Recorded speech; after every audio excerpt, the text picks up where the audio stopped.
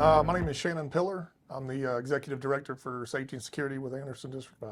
And how long have you been here, Shannon? About a year and a half. I started in not this past August, but the August before, right before the school season started. And tell me a little bit about your background. Where are you from? How'd you get involved in this? I'm basically raised in Greenville. I started my career in '97 with Greer City Police Department. In 2000, November of 2000, I moved over to Greenville County Sheriff's Office. I worked there until I left over there to take this job in 2022, I guess. I was on the SWAT team there for 18 years.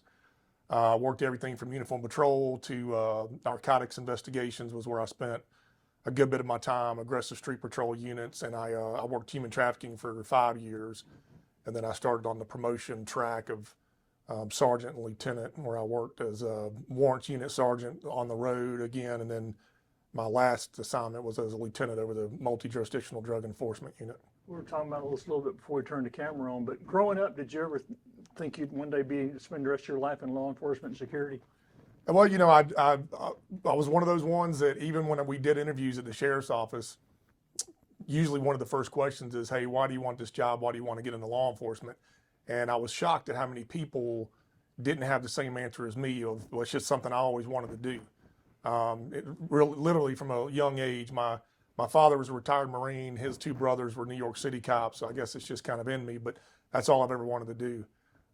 You know, when I got into law enforcement, I knew I was going to make a career out of it. The big question was, what was I going to do when I left? So this is kind of a natural fit. When I saw this job listed, I thought that's a natural fit to keep kind of going in that same type of an arena of helping, you know, try to make a difference somewhere.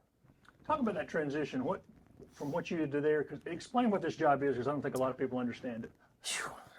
Well, yeah, it's a lot more than I thought. You know, of course, the job description covers everything, but you don't really realize until you get here all the little small details from, you know, writing policy, rewriting it or updating policy, the training aspect of it. So that's essentially what it is I'm building the security for District 5. You know, we had certain things in place, but I think more and more school districts are starting to see there's just more we've got to do. So, you know, there again, it's everything from, I was just looking at the weather before you walked in. There's a wind advisory tomorrow. So it's literally everything from looking at the weather to help, you know, folks like Kyle and Wes make decisions on what we do with our schools and school buses to, you know, the most severe training for like an active shooter event in one of our schools. Well, when you got involved in your law enforcement career, there was some attention given to it, but the idea of school safety was not on the radar the way it is now. Talk about how that's changed. It's huge. You know, everybody remembers and talks about Columbine being where the tactics, if you will, changed for law enforcement. And it is. That's absolutely where the tactics changed. That's not the first active school shooter by any stretch of the imagination. So it's, you know, the whole issue there was that everybody waited before they went into the school to essentially what we talk about in law enforcement is eliminate the threat. From that day forward, and especially in my SWAT career, that's all we trained for was active shooter events. There's no waiting around. And, you know, everybody focuses on schools, but those can happen anywhere. You know, those can happen in a house, in a residential, just between two people. Obviously, you know, businesses and what have you. So it really changes, you know, the landscape of school safety and security changed tremendously there with, especially in law enforcement tactics. And then unfortunately, as more and more events happened, and the coverage is so extreme with the coverage of it, it's bringing more and more attention to it, and really highlighting, be quite honest, the weaknesses that soft targets or, you know, something like a school has.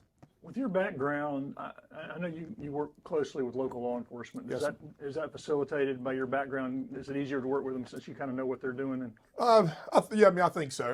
You know, I like to think that, you know, you know, just from my career over in Greenville County, you know, I've kind of hit it off with these guys I work with, their leadership team in the school, law enforcement aspect with the sheriff's office in the city, the ones who run the school. We call it school enforcement units over in Greenville, but it's their SRO division over here.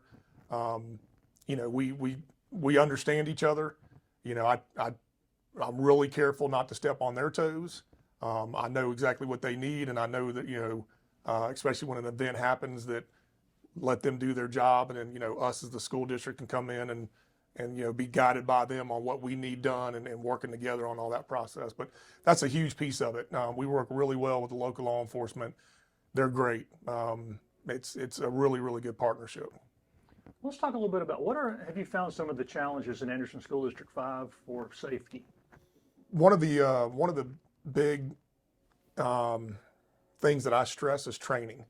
What I tell some people is training could be free. Sometimes there's a cost associated with it, but like I do faculty meetings, I do grade planning periods. I'll go to schools during planning periods and we'll have these little 15, 20-minute trainings, if you will. The most difficult thing to do is that training. It's the most important thing we can do, but it's also the most difficult. As soon as school starts, these teachers and the admin staff, they're spoken for basically at every professional development day. They're hard to get in front of. So you end up trying to do these 3:30 faculty meetings where, understandably so, folks want to go home. So that's a challenge as far as just getting in front of folks. But that's one of our biggest pushes is trainings. Every little thing we can do, every little bit that we can talk about safety, it just puts it in your mind and makes you think, is what I tell the staff. You don't want to formulate a plan on how you're going to react to something for the first time when that event happens. You've got to have either been trained, at least talked about it, and then think about it. Think about your surroundings, think about your options, your situational awareness. And at least if we've talked about it in a 15-minute faculty meeting, 30-minute faculty meeting, it may trigger something with you that you may respond a little bit better to an event. What about the design of the buildings? Because when most of our buildings were built, safety was not really on anybody's radar. Absolutely. Schools are built for fire safety, not for any type of intruder or other violent event safety. Obviously we do certain things around the district that we just put in policies about keeping doors locked. It's that simple. And it sounds silly, but the number one recommendation for school safety is locked doors. And obviously that's outside doors, but that's also inside classroom doors when students are in there being taught. Locked and closed always. And then, like I said, we talk about certain schools, you have 2 stories. Some schools have doors leading into the classroom, some don't. So we talk a lot about options as far as getting out of a building. One school might have certain options that another school doesn't. One classroom might have options that another classroom doesn't. So that's where it's really, really specific. And I offer this to every admin staff and to all the teachers. I want to, and there again, it's hard to do, but I want to come to every single classroom. I've been to every school, I've trained every school, but I want to come to every individual classroom and we can really get down in the weeds about that particular classroom, that teacher's options, even office spaces, those options of how they're going to respond to an event. Is training different for the different grade levels like elementary, middle, and high school? It is, we do a lot of the same training. However, when I can go to that particular school, if I'm talking to TL Hanna, I might tell them something a little different as far as how students may respond, for example, as opposed to West Market early childhood. There's a huge difference there. The staff at West Market obviously is going to have a bigger burden of what they're doing with those younger students. High school, but they know them all too, so there's exactly. an advantage. So but the high school students, they're probably going to, they may make their own decision on what they do in a certain event. So I responded to 2 school shootings in Greenville, and that's what we saw. One was in a middle school, one was in a high school, 2 totally different situations, but you had the high school students kind of reacted on their own. The middle school was more controlled, listening to what the staff told them to do. And y'all, they're not metal detectors. Y'all installed some kind of detectors at high schools. They're portable still, or are they? They're portable. Yeah. They're fixed at the high schools as far as that's where we leave them. Are for me. They're evolved weapon detection systems. So they're, that's a lot of people refer to them as metal detectors, but what they're designed to do is pick up on cylinder-like objects, something that would resemble a gun. That's the biggest technology in them.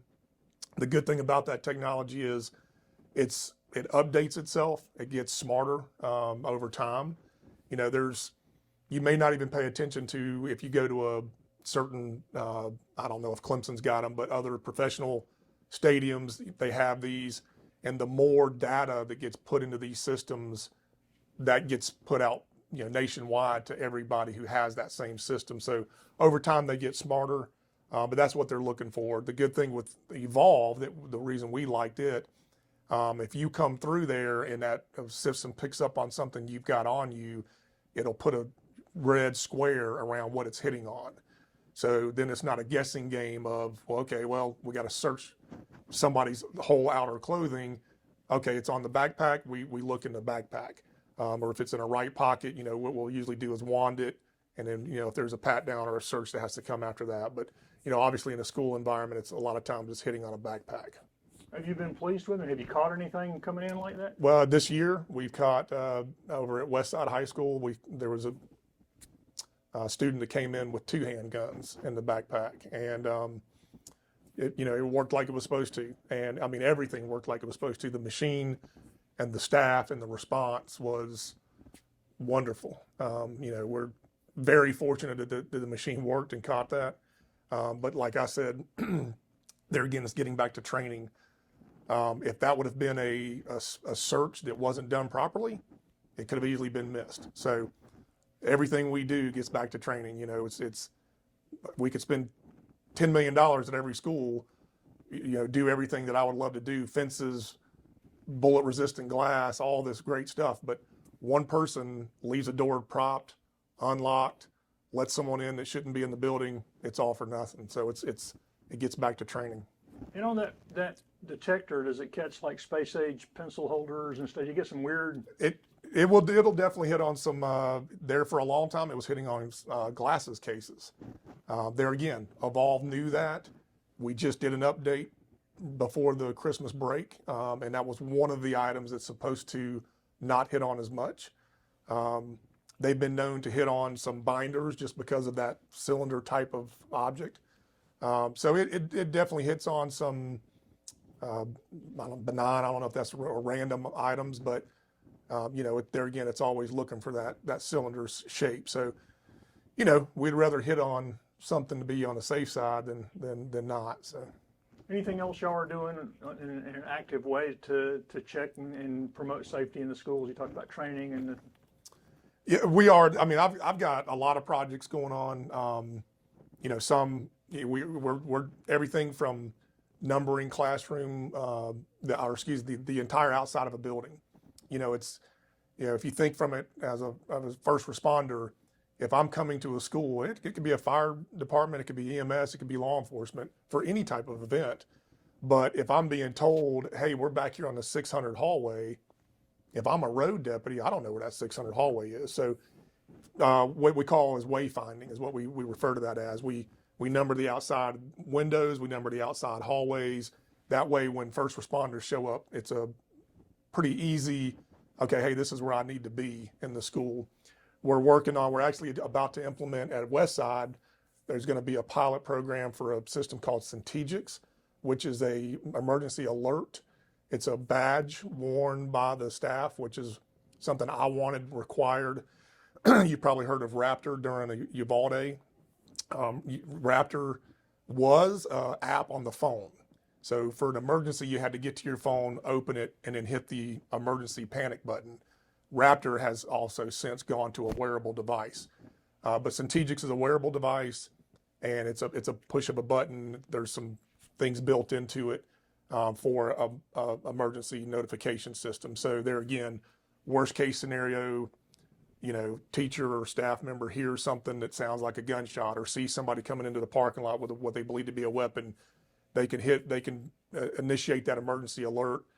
It's got a lighting system that blinks, that tells you what emergency it is based on color. It takes over screens, it takes over laptops. The really good thing about this program is it'll also tell you exactly where that alert's coming from, and that's something that we can pass on to our law enforcement partners. So they'll have that will be an app on the phone, but as soon as it alerts through, it's beeping right where that emergency is happening or where that person activated the emergency. That's kind of on a bigger scale that we're trying to do district wide. I'm hoping by March. We've worked out the details.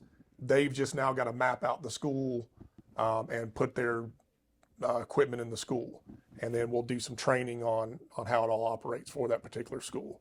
So I'm hoping by March. Some of that's obviously up to the company, but there's some fencing projects that I'm looking at doing around the district. We've talked to multiple companies about some glass film. It's of course all budget dependent. Some of that stuff is fairly expensive, but we'll spend the money where we have to for sure when it comes to safety. So trying to think of other projects we've got going on, but that's some of the big ones I'm working on now. Reunification type of processes where I'm working on a big reunification exercise to do here in the district for if an event happens at a school and we've got to go off site to do a reunification that everybody knows that's a beast. I've seen that after the Tanglewood shooting. I was able to go to the reunification site after we cleared the school, and there's a lot of work that goes into that. So like I said, there's all type of projects. I'm sure I'm missing something, but we're always looking. We are buying weapon detection for sporting events. It's a different system, but we're going to use those for football games and what have you. They're already being used for basketball, but this is something more portable that we can take out to the fields. What kind of things can parents do to help you keep the school more safe? A lot of it is that talking with their children. It's something I've tried to do is get in front of kids. We've talked about how to do that, sending out parent letters to say, hey, do you mind if your child participates in a session with safety and security about student-led safety and security. These kids, they have a lot to say. They have a lot of opinions on what happens in a school. And to be quite honest, I'm sure there's something out there that we haven't thought of. I know there is. So having those conversations with the kids as far as if something, if a violent encounter happens at a school, just have that conversation. It's probably better off coming from the parent than it is, or the teacher, than it is from just somebody random like me just standing up in front of them. But we would just talk about general responses. But a lot of that should start at home, where those conversations come in. We've got anti-bullying or any type of, we have reporting systems for that we use. One of the big things that we have in our schools that folks report incidents of is the staff. We're real big on building those relationships. So same type of thing though, if a parent knows, if a kid's coming home talking about, so-and-so said they were going to do this tomorrow at school, we need to be notified of that. Basically just, being a little bit more involved sometimes. And even, I've had parents reach out to me and I've sat down and met with them and we've talked, just suggestions that they've had. Some schools I've met with their PTA because they're really involved in wanting to know what they can do safety related. So there again, maybe I guess best answer would be just more involved. But ultimately, I think having those conversations with your kids, especially the younger ones, that's a hard conversation to have with a younger child who might not understand of how to respond and just stressing, listening to an adult at that age as opposed to a high school kid maybe making their own decision on what they're going to do, and just to be there again, be prepared for something. Do you have any resources or anything for the parents? I mean, y'all have so we use a program called I Love You Guys, which is kind of our standard response protocol and our standard reunification model. I Love You Guys was started by a father who lost a child in a school shooting. Platte Canyon High School was the school. There's a lot of good resources there. I'll be honest though, there's so many. I mean, the FBI, the federal government has some good active shooter type of response. There's even if you look up things like ALICE training or alert training, we've contracted out with a company here locally, Proactive Response Group. They do a lot of, they even offer some of those parent engagement types of stuff. They've got some resources on their website. So there's a lot out there. Obviously, I think the only thing I would suggest is just make sure what you are reading is reputable. And there again, if a parent reads something out there on the internet, feel free to reach out to me. I can tell you if it's nonsense or if it's something good that maybe they should use or take. Where is school safety going in the next 5 to 10 years? What are we looking at looking ahead? Is there any way to know? I think you're going to see more and more districts hiring positions like mine. Traditionally, the way it's gone in this state, from what I've seen in my short time here, is hey, you're the assistant superintendent over external affairs. Oh, and also you need to do security. And more districts are starting to realize that's not cutting it. Do you have to have a law enforcement background to do this type of work? No, it helps. But even any type of first responder type of background helps, or security. But I think what districts are starting to realize is that they've got folks in these positions who maybe that's their secondary role, and then maybe they don't have the knowledge needed to really go forth on some of these issues at the schools. I see some things in my travels around the state and even out of state nowadays, and talking to some other security directors, that surprises me on how some districts allow operations to be handled within the school. In other words, what I'm trying to get to is they're not safety conscious in the school. And I think that needs to be, district wide. One school being, having the say so over how they handle their safety as opposed to another, to me doesn't make any sense. So, and there again, a lot of that comes with the experience of having somebody in a role that can write that into policy or suggest that be, hey, this is how we need to operate district wide. But I do think you'll see more and more positions like mine. I don't think the world's not getting any nicer. It's getting more violent. So I don't think the violence rate is going to go down. But I'm a firm believer in the better we do at securing our schools, and not hardening, but securing our schools and training our staff, that these may not be targets of some folks who, they realize, what you got to think of, and especially in the most extreme event in an active shooter, they're looking for that vulnerable population. They're looking for the ease of getting in, and then the ease of no one being able to do anything to stop them. And the more we can do to train staff, have better security postures set up in our schools, the more we make ourselves not an easy target. And you mentioned if teachers or parents, somebody need to reach out to you, where could they find your contact? Yeah, so my cell phone is 864 245 4049, or Shannon Piller with an ER on the end at anderson5.net. That's one of the things when it comes to training. It is difficult to get in front of folks, but I said it when I worked human trafficking. If I can't convince you to lock your door at night when you park your car in your driveway because auto breakings are bad, I'm not going to convince you that human trafficking is a problem. I'm not going to convince you that there could be a violent encounter in one of our schools. Some people just don't take it serious. It's that mentality of it's not going to happen here. We just had proactive response group here training last Monday. I think it was last Tuesday. I think it was Wednesday was when the school shooting happened in Idaho. Was that where it happened? Mm-hmm. There again, it can't happen anywhere. And sometimes that is a challenge, is to get people to really pay attention and listen, that we're not out here trying to scare anybody. We are truly trying to get people prepared for the worst case scenario. But there again, my role, I was just in the schools a few weeks ago with the National Weather Service, walking through our schools, looking at the best place to go in a tornado drill or for a real event, right? So it's the most extreme all the way down to severe weather, like I said, all the way down to even slips and falls. That's something I've got to pay attention to around the district. So, there's a lot. Something we probably haven't talked about is behavioral threat assessment.